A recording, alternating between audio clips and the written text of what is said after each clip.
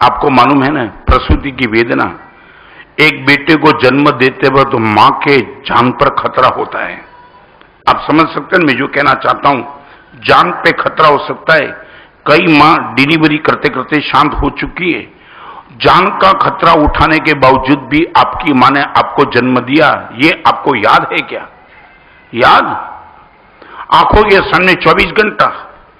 आज आपका जन्म हो चुका, बड़े हो चुके, आप इंडस्ट्रियल हो चुके, करोड़पति हो चुके, सब कुछ बात अलग है, मगर जिस दिन जन्म नहीं हो चुका था मां ने ये जोखिम नहीं उठाया होता, मे भी पॉसिबल इस दुनिया का दर्शन में कर भी नहीं पाता। मां ने ही अपनी जान को बचाने का प्रयास किया होता, आज ये स्थिति नहीं होती। याद है क्या आपको? इतनी बड़ी सभा में एक छोटा सा प्रॉमिस आप मुझे दे सकते हो? मेरे जन्म के समय जो मां बाप मेरे बाजू में थे, उनकी अंतिम अवस्था में मैं इनकी बाजू में रहूंगा, बस इतना प्रॉमिस दे सकते हो? रिपीट, जिस मेरा जन्म जब हुआ तब मेरी मां तो मेरी बाजू में थी, मगर मैं भी पॉसिबल मेरे पिताजी ऑपरेशन थिएटर के बाद ये चल पल करते होंगे। क्या हुआ, कैसा हुआ, ठीक है, ये चिंता, ये तनाव, ये टेंशन, हम इतना यदि तय कर सके, मेरे जन्म के समय जो मां बाप मेरे बाजू में थे उनकी अंतिम अवस्था होगी तब मैं निश्चित तौर से महाराज साहब इनके बाजू में होगा। ये बात आपसे प्रॉमिस लेने का प्रसंग आया है ना, ये जीवन की बहुत बड़ी करुणता है। आज हजारों मां बाप ओल्ड एज आश्रम में मर रहे हैं, बस कोई देखने वाला नहीं। मैं अहमदाबाद के ओल्ड एज आश्रम में जा चुका था, अहमदाबाद के ओल्ड एज आश्रम में, और क्या मैंने देखा, Mahavir ji 5 star old age, 5 star ये वृद्धाश्रम, पानी मगो तो दूध मिले, इनके बीच में वो मां बाप रो रहे थे। महाराज साहब एयर कंडीशन ओल्ड एज आश्रम में, आप देखो महाराज साहब, ये घर में भी मेरी व्यवस्था नहीं थी। महाराज साहब बेटा कहां? महाराज साहब ये 24 घंटे इस ओल्ड एज आश्रम में रहते रहते ये सुविधा के लिए महाराज साहब कहा मैंने बेटे को जन्म दिया था।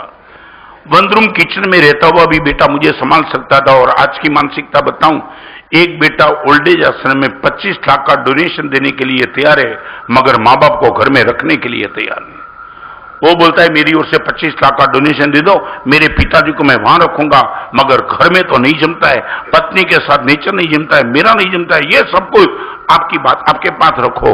मैं वो कहना चाहता हूं, जब अहमदाबाद के ओल्ड एज आश्रम में गया था, वहां के सेक्रेटरी ने मुझे बताया महाराज साहब क्या क्या आप प्रवचन करते हो, मगर क्या माहौल बन चुका है।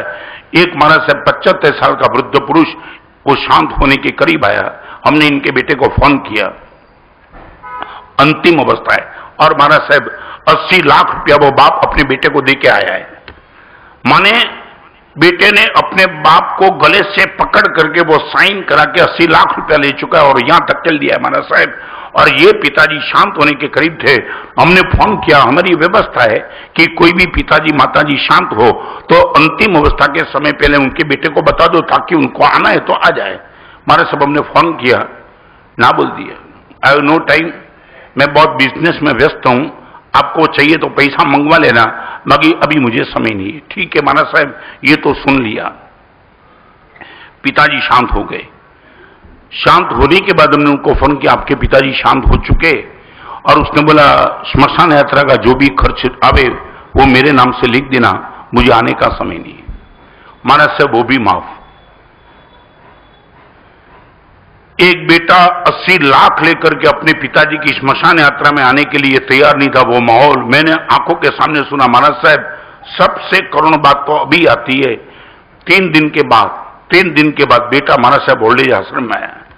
उनको मालूम था कि पिताजी 7 नंबर के कमरे में रहते थे, कमरा दिया था, स्पेशल कमरा, क्योंकि वो 80 लाख का लेके बैठा था तो डोनेशन दिया होगा। महाराज साहब सबसे बड़ी बात तो वो हुई, वो जैसे ही ओल्ड एज आश्रम में आया मुझे मिला, महाराज साहब मैं काउंटर संभालता हूं, सबसे बड़ी मेरी व्यवस्था है, और उसने बोला मेरे पिताजी का कमरा, और उसने बोला वो तो कमरा बंद है, आप कमरा खोल के दो। महाराज साहब मैंने उनसे फोन से बात की थी, मैंने उनको बोला कमरा खोलने की जरूरत क्या है, चाबी मेरे पास है, कमरे की चाबी नहीं मिलेगा। और उनका महाराज साहब ये कहना था कि लास्ट टाइम में पिताजी को मैंने 2 साल के पहले पिताजी को करीबन 50,000 लाख रुपया भेजा था, वो शायद कमरे में ही हो, तो मैं इनका बेटा हूं, मुझे 50,000 चाहिए। माना साहब अब विश्वास नहीं कर पाएंगे, सभी के सामने जोर से चाटा मार के उनको गिरा दिया। नालायक, रामखोर, समझता क्या है तेरे मन में? और वो माना साहब गिर गया तो मेरे पे गर्म हो गया, तुम मारने वाला कौन है? अरे ताकत है तेरी, वो कर ले। और उसने माना साहब ये कहा मैं पुलिस में रिपोर्ट करता हूं, और वो माना साहब उसने मुझे बताया, मैंने बोला यार तू पुलिस में रिपोर्ट कर, वो ही तो मैं चाहता हूं, पूरी दुनिया को पता चले कि ऐसा बदमाश है जो बाप की स्मशान यात्रा मारने के लिए तैयार नहीं है और 50,000 रुपया लेने के लिए 3 दिन के बाद आता है। माना साहब खून निकाल करके उनको रवाना कर दिया और मेरा पूरा ओल्ड एज आश्रम का स्टाफ उनको मारने के लिए तैयार हो गया। हरामखोर, यह बदमाशी 80 लाख बाप का लेकर के बैठा है, 50,000 के लिए तेरा मन नहीं रहा, लेने के लिए आया है। ये माहौल चल रहा है। कभी कभी लगता है कि कहां जाएगा, तुम मेरा उपकार भूल जाओ मगर जन्म देने वाली माता।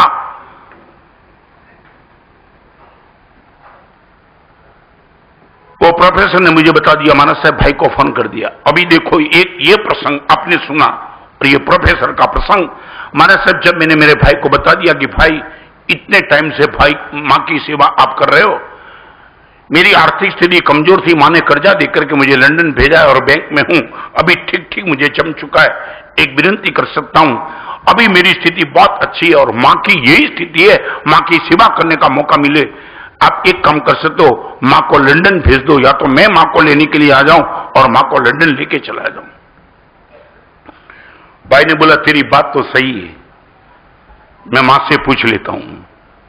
और मां को पूछ लिया। मां को पूछने के बाद कहा कि बेटा तू रखे या छोटा भाई रखे, मुझे प्रश्न नहीं है, मगर सबसे बड़ा प्रश्न है लंदन का एटमॉस्फेयर। जो लोग बोलते मैं तो गई नहीं, मगर ये इंडिया का एटमॉस्फेयर मुझे जैसे सूट हो चुका है, यहां धर्म की साधना होती है, परिवार सब साथ में, वहां अकेले ले जाऊंगी और वो माहौल के बीच में मानस साहब मैं रह नहीं पाऊंगी, और इससे तो अच्छा है कि यहां ही रहूं। और भाई ने फोन में बात की कि मां का कहना यह, जाने में मुझे कोई दिक्कत नहीं है, मगर लंदन का एटमॉस्फेयर मेरे शरीर को सूट नहीं होगा और इसलिए मैं आना नहीं चाहती हूं। महाराज साहब सच बताऊं, मेरा प्रमोशन बढ़ रहा था, सैलरी जो थी उससे 3 गुना ज्यादा सैलरी होने के करीब था, और जब बड़े भाई के साथ मेरी बात चलती थी और मेरी पत्नी महाराज साहब बात सुन रही थी और मैं बड़े भाई को कुछ बोल नहीं पाया, मां को यह कहना कि तुम ये एटमॉस्फेयर में आ जाओ, और महाराज साहब मुझे यह भी लगा कि एक बार आ जाओ मैं सब कुछ देख लूंगा, मगर वो बात करने के पहले फोन कट गया और मेरी पत्नी ने यह कहा, आप बड़े प्रेम से बड़े आग्रह के साथ मां को आप लेके भी आएंगे ना, तो मां आखिर मां है, अपनी एटमॉस्फेयर की चिंता किए भी एक बार आप आएगी, मगर मैं आपसे कहना चाहती हूं, ये पत्नी बोलती है, मैं आपसे कहना चाहती हूं, हमारे आग्रह से जिसके दिमाग में एटमॉस्फेयर नहीं जमता है वो मां अपने लगाव को लेकर के यहां आने का प्रयास करे, इससे तो बेटर यह है लंदन ड्रॉप करके हम मां के पास चले जाए। माना साहब ये मेरा डिसीजन थोड़ा कम था, मेरी पत्नी का डिसीजन था, और उसने यही कहा। माना साहब अब विश्वास नहीं हुआ है, बैंक के मैनेजर ने मुझे बुलाया, दोस्त ये प्रमोशन का मौका है, तब इतनी अच्छी नौकरी हिंदुस्तान में तुझे देने वाला कोई नहीं मिलेगा। माना साहब वो टाइम ये छात्रों के बीच में मैंने जब बात रखाई तब माना साहब सब छात्र रो रहे थे। मैंने मैनेजर को कहा, बैंक मैनेजर ने कहा ऐसी नौकरी हिंदुस्तान में तुझे नहीं मिलेगी टॉप, और तब मैंने बैंक मैनेजर को कहा कि मां के सामने दुनिया की कोई नौकरी टॉप हो ही नहीं सकती, मां ही टॉप पे हो सकती है।